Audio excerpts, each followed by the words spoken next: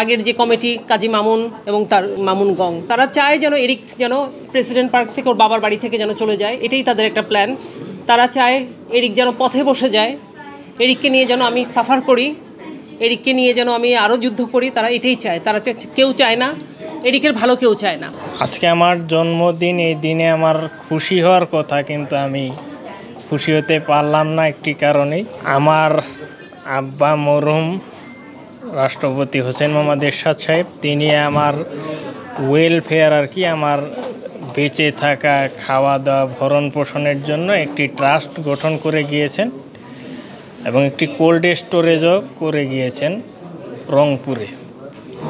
তো খুবই দুঃখজনকভাবে আমাকে সেই টাকা পয়সা বা আমি চলতে পারি, থাকতে পারি, খেতে পারি সেরকম টাকা পয়সা আমাকে দেওয়া হচ্ছে না।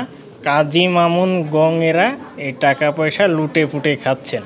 মাননীয় প্রধানমন্ত্রী, আপনি তো শুনতে পাচ্ছেন নিশ্চয়ই যে আপনি সকলের জন্য কাজ করেন, আমাকে আপনি এদের হাত থেকে বাঁচান। হাত তুলে আমি আপনার কাছে মিনতি করছি। আমার এই ট্রাস্ট দরকার নেই, আপনি দরকার হলে আপনি নিয়ে যান। আমি যাতে সুরক্ষিত থাকতে পারি সে ব্যবস্থা করে দেন।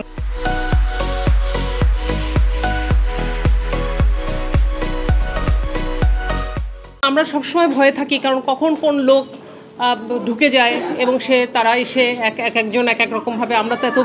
আমরা সবাইকে বিশ্বাস করি, প্রতিটা মানুষকে আমরা বিশ্বাস করি।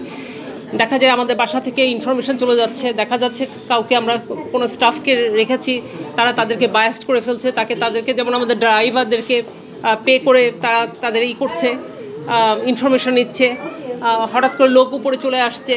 হ্যাঁ, মানে সারাক্ষণ একটা আতঙ্কের মধ্যেই কিন্তু আমি থাকি এরিককে নিয়ে মোটামুটি।